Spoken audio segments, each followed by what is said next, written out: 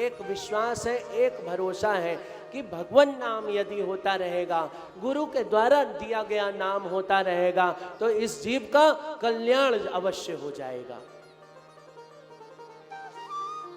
इसलिए अगर अति गूढ़ से गूढ़ रहस्य भी भगवान के जानना चाहते हो तो भगवान का नाम लेना चालू कर दो। आपको लगता होगा कैसे जानेंगे, कैसे जानेंगे, आप जान जाओगे। पक्की बात बता रहे, शर्त लिखित बात बता रहे। आप भगवान के विषय में जैसे आप किसी साधु के पास जाते हो, साधु से पूछते हो महाराज जी राम राम जी, राम के साथ ऐसा हुआ था, ये हुआ था हमारा। अब महाराज जी भी कितना बताएंगे, तुम्हारे तो पूछते ही चले जा रहे हो। तो इसलिए तुम क्या करो, केवल और केवल श्री सीताराम जो भी करते हो, श्री सीताराम सीताराम सीताराम सीताराम सीताराम सीताराम सीताराम सीताराम सीताराम करना चालू कर दो। पूछो क्यों? जपात सिद्धि जपात सिद्धि जपात सिद्धि, क्योंकि 3 बार कहा गया है जपने से सिद्धि प्राप्त होती, जपने से सिद्धि प्राप्त होती, जपने से सिद्धि प्राप्त होती। जपात सिद्धि जब करते जाओ, कुछ मत सोचो, कुछ भी विचार मत करो भगवान के विषय में कि भगवान, अरे राम जी के चक्कर में भी ज्यादा ना पड़ो, उनके नाम के चक्कर में पड़ जाओ। केवल और केवल शब्द को पकड़ लो। देखो,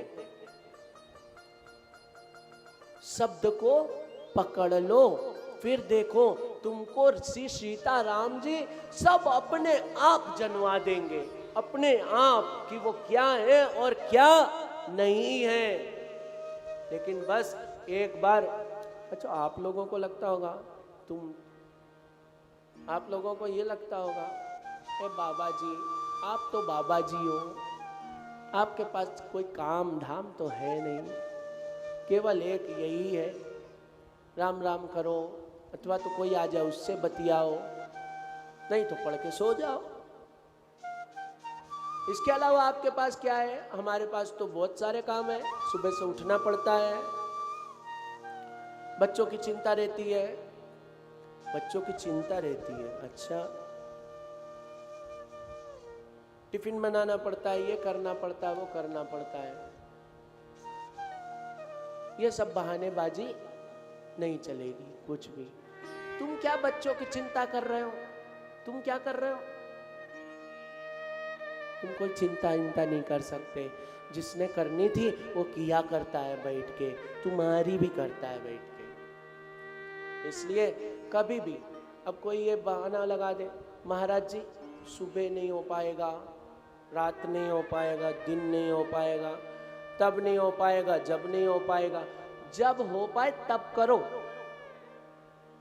जब निपट गए अपने काम काज से, फ्री हो गए ना, अब बैठो, चलो अब माना। यूं मत सोचो सुबेरा निकल गया अब भगवान ही नहीं है। आधे लोगों के मन में ये वृत्ति बनी हुई है कि सुबेरा निकल गया अब भगवान ही गया, अब तो प्रपंच चालू करो।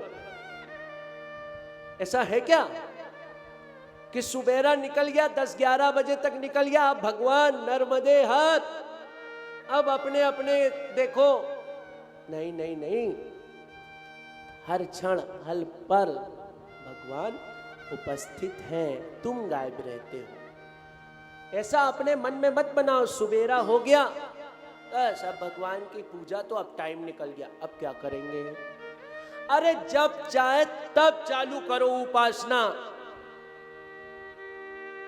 जब चाहे तब साधना चालू करो। तुम एक बार करके तो देखो सही, तुम्हारा जीवन बदल जाएगा, तुम सुंदर हो जाओगे, बाहर भीतर तुम्हारे उजाला छा जाएगा। तुम एक बार करके तो देखो।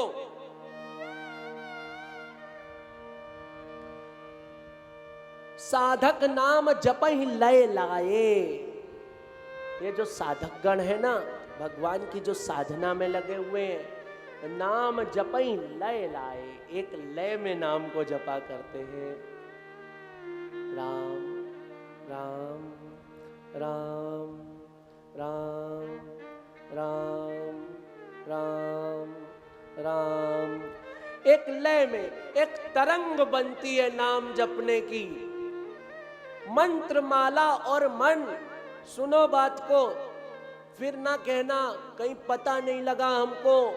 मंत्र माला और मन तीनों मकार हैं, मां शब्द से है। कौन? मंत्र माला और मन जब एक सीध में आ जाए, जब तुमको ये ना लगे कि तुम माला घुमा रहे हो, तुम्हारा मन और कहीं है और तुम्हारा नाम और कहीं चल रहा है, जब तुमको लगे कि मैं कुछ भी नहीं कर रहा हूं, माला मंत्र मन एक हो रहा है, साधक नाम जपहि लय लाए। जब मंत्र माला मन एक सीध में आ जाए, तब सोचना तुम भगवान का नाम ले पाए हो। हर हर, और जोर से बोलेंगे हर हर नर्मदे। और आपको पता है, जब तुम लय से भगवान का नाम जपने लगोगे, कभी कभी जो जपने वाले हैं ना, वो जपने बैठते हैं। देखो, असल में कथा तो यही है, कैसे भी आप भगवान में लग जाओ। श्री सीताराम जी की कथा तो हम आगे क्रम बढ़ा ही देंगे, लेकिन सीधी सी बात यह है कि आप श्री सीताराम जी में कैसे लगो। और जब तक आपको थोड़ा बहुत वो नहीं दिखेगा, तब तक आप लगने वाले नहीं हो। जब साधक जन नाम जपा करते हैं तो उनको लगता क्या है, चलो 11 कर लेते हैं, लेकिन अगर भगवान से प्रेम हो गया और कर ले, फिर 1 हो गई, 12 हो गई, अभी तो कोई नहीं आ रहा है, कुछ नहीं हो रहा, 2 और कर लेते हैं, 2 कर लिए। ऐसे करके साधक जन जब लय बन जाती है ना, तो वो 11 के 11,000 तक बैठे रहते हैं।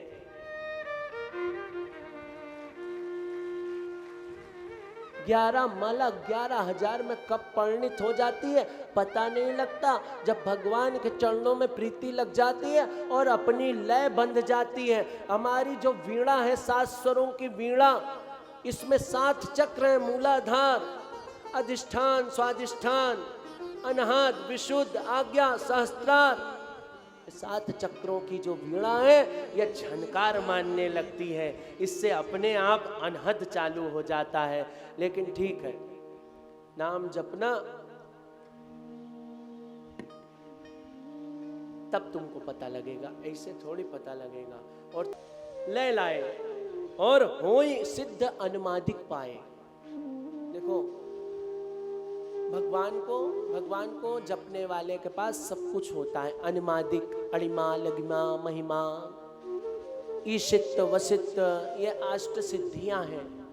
अणिमा, जब अणिमा का मतलब यूं ना सोचना बहुत विशाल हो रहा है, ये हृदय ही इतना विशाल हो जाता है कि सभी को समाहित कर लेता है।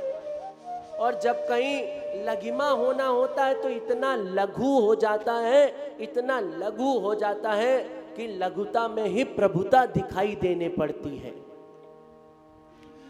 सिद्धियां क्या है? कहीं छोटा बनना है, आप बड़े माना कि बहुत बड़े अरबपति हो, धन बल हो, आपके पास धनपति हो, लेकिन अगर आप में लघिमा नाम की सिद्धि नहीं है तो आपका धन धरा का धरा रह जाएगा किनारे। लघिमा होनी चाहिए। कैसा?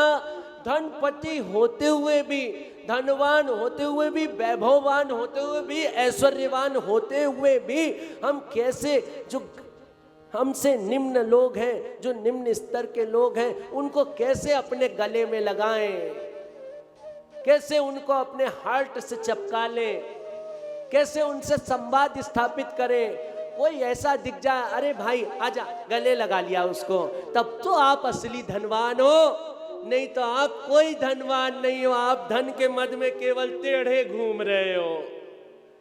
और टेढ़ा कौन घूमता है? मुर्दा। मुर्दा अकड़ जाता है साहब। असली धनवान तो वही है, असली धनपति तो वही है। कौन? जिसके अंदर विनम्रता का भाव है, जो अपने पदों में अवस्थित होते हुए भी सबके सामने झुकता रहता है, सबकी चरण वंदना करता रहता है, वो धनवान है।